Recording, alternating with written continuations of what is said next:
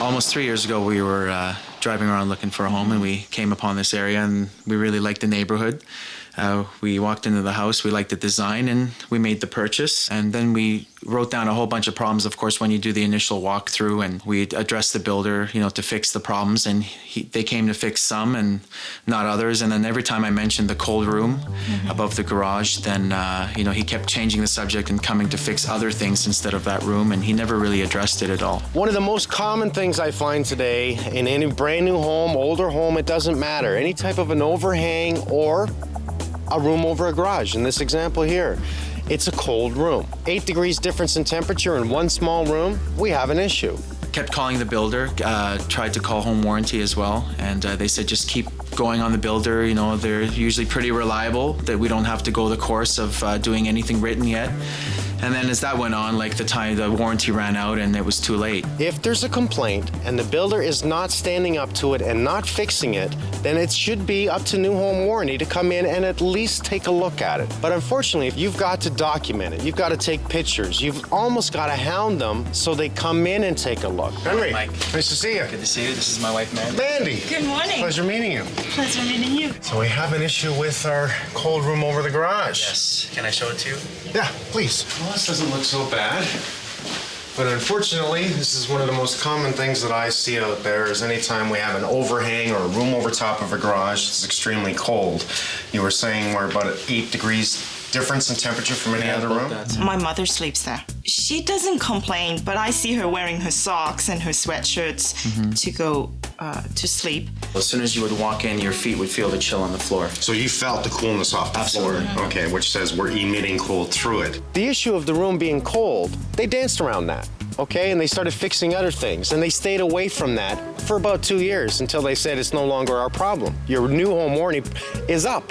That was the tactic. Yeah. And our neighbors kept saying, just be patient, Right. they'll get everything done. They, like for other neighbors, they said that, they'll eventually come and it'll get done.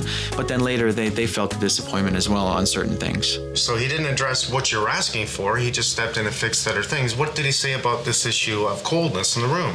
He goes, we'll have a look, and that was it. That's all he said. The only way to fix it is to pull it all down, find out what the problem is, fix it, and then put it all back together. One of the first things I see here is by code, you have to have 2 coats of plaster within your drywall. Here, we only have 1. The reason why we have codes in the garage, especially in the garage, is we do not want car exhaust coming in. So if we see any splitting tape like we see up here, this is an issue for gases getting in. I don't really want to see tape go against the wall. There should have been a black caulking bead across there or another system. If car fumes are getting inside your home, that's a big deal. You're breathing that in. We see a little bit, so we have no plaster here, cracking. So these are minor issues. This is not major at all. The huge deal here is insulation. It's not warm. We should have an R25 value up there. Minimum code requirement says that 5/8 OSB tongue and groove is the equivalent to a vapor barrier. So they don't put vapor barrier on the warm side, they just insulate the floor. Now here I do see we have a cavity of about 20 inches it looks like, eh?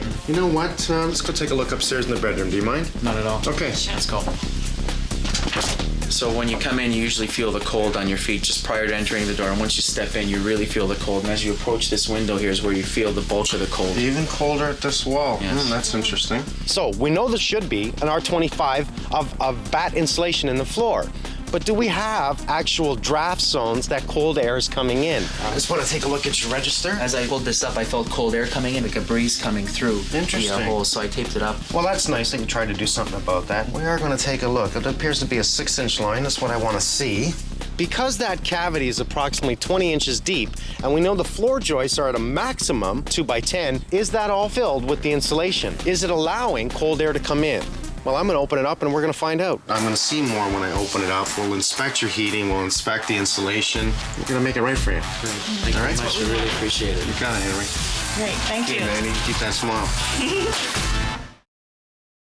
My mother sleeps there. I see her wearing her socks and her sweatshirt to go to sleep. Henry was talking about the front wall, and that zone right underneath the roofing is a cold area. So if there's any allowance of air to come in, it's gonna come in. It is day one, and we are going to take all this drywall down, and we're going to find out why it's getting cold upstairs. I think it's just minimum code's not enough, and I think they might have screwed up just a little bit. You think for a brand new home they would have had a receptacle right on the ceiling there, but no, they run an extension cord down the wall, plug it in, run it up and feed the power to the door opener. We'll give him a new plug right up there. I really don't like to see the tape the way it's done across the bottom here because see, I can stick my fingers up underneath. So we got to think of the gas fumes getting in the house. And I see, just let me do that one little corner right there. We see that? The corner bead, no tape. Gases can get in. Well, today we're going to wear our safety glasses and make sure that we get nothing in our eyes. Smart move. Nice and easy. Because they only have one coat of plaster on this, not two. I don't think we're going to have an issue with this because they've nailed it. There's no screws at all. We see all kinds of pop nails on the wall here. So they have used some backer rod here, which was nice to see, but I guess they're filling a void. So they stop the fumes from going up. Not going to work. That's because backer rod is mainly for expansion joints. It's just a filler. We're going to seal this properly using acoustic caulking. Oh, this is nice to see. They have 2 layers of drywall. This brown stuff here is an exterior drywall. I don't know why they use so many pieces of this, but we'll clear this up. It's really unfortunate that I have to remove all this drywall, but in order to find out where the cold's coming from, I have to do a thorough inspection.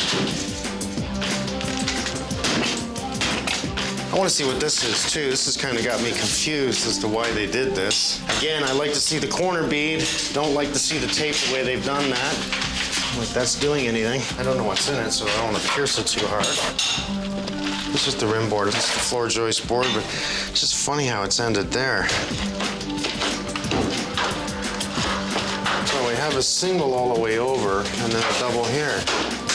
They cut out the outside rim joist just to put in the casing on the door, and you can see that they've even cut out the floorboard. We can tell that they were wrong on their foundation because they did a fill. It looks like non-shrinkable grout, but it could be colored concrete or colored cement. It just shows, you know, what speed does. What do you expect from a piecework factory? This is brand new, okay? Nothing can drive me nuts to see a brand new door installed, not close. I'll fix that, don't worry.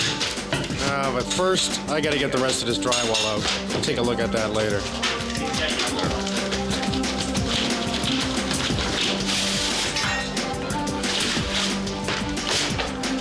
So we're seeing the bad insulation. That's correct. They're saying everything's warm. It appears on this side. It's just this room above the garage.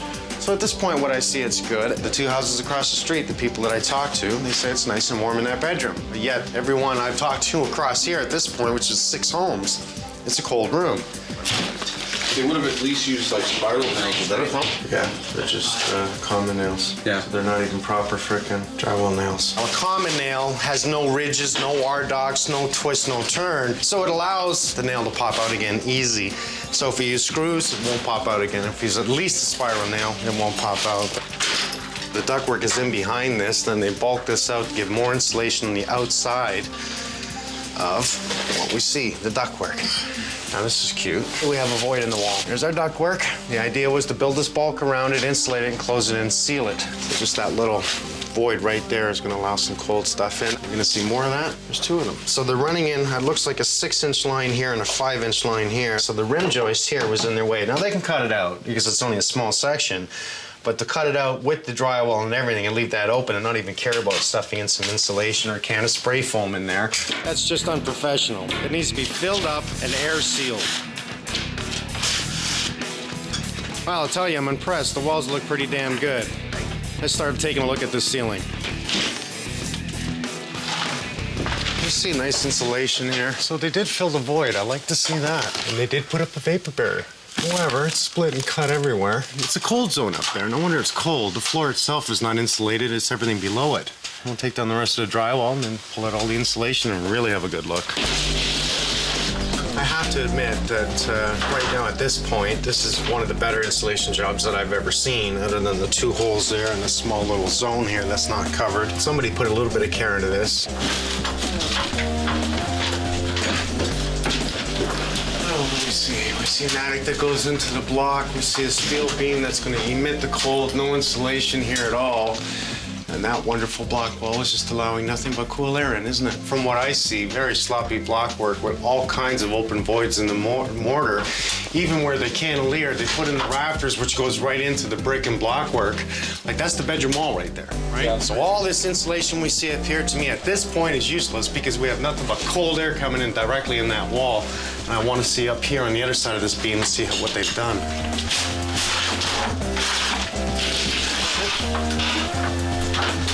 This is exactly what I expected. Everything's coming from the front. Here's our 2x8 floor joist. So they dropped the ceiling down to give an R25 in the ceiling here. They did put in a vapor barrier on the warm side, which is correct.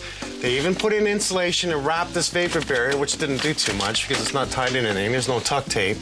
They wrapped it around. They have a little piece of insulation here. I'll show you. Just a little piece. There's the steel beam. This is about an R7, this thickness here. The steel I-beam right here, which is in the cold zone. It's going to pick up the cold, carry it through to the other side, not to mention cold air drafts galore through all these holes. You look closely in that wall, and what I saw was the inside wall. Again, there's the inside drywall. What's missing here? There's no insulation here whatsoever. So the cold drives right through here, right through the steel beam, right through the wall. The floor is now the cold zone. Just like Henry said, the baseboard, I can feel a breeze. There's the ductwork. There's where Henry went upstairs and taped it all from the inside because he said he felt a cold draft. So all this insulation in here failed simply because there wasn't enough insulation on the end. We have massive holes galore all across where the rafters meet. We got a big hole right here on this side. But look at this void at the end. And this is the attic. This is the freezing cold outside weather driving directly in that void and getting in behind the wall. From what I'm seeing here, I can't believe it's not colder than it actually is.